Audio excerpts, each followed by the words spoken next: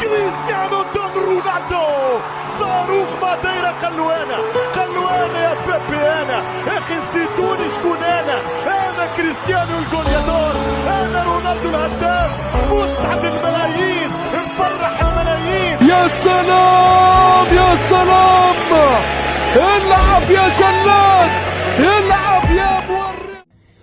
كريستيانو رونالدو إلى نادي النصر السعودي في صفقة تاريخية تحسب أولا للمنطقة العربية بأكملها، وتحسب ثانيا للسعودية والرياضة السعودية، وتحسب ثالثا لنادي النصر اللي قدر يقنع لاعب مثل قيمة كريستيانو رونالدو أنه يلعب بالدوري السعودي.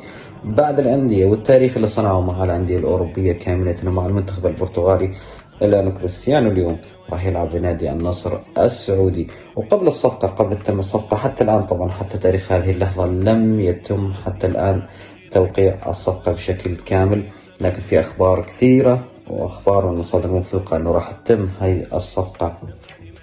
تخيل القيمة السوقية لنادي النصر حتى الآن، والأخبار اللي اجت واللي رفعت من قيمة نادي النصر قبل التوقيع. مجرد ارتباط اسم كريستيانو رونالدو بهذا النادي شفنا فيه كثير تفاعلات عن نادي النصر. ما بالك لو لعب كريستيانو رونالدو على أرضية ملعب نادي النصر، ما بالك لو لعب كريستيانو رونالدو في الدوري السعودي، ما بالك لو لعب كريستيانو رونالدو في بلد عربي.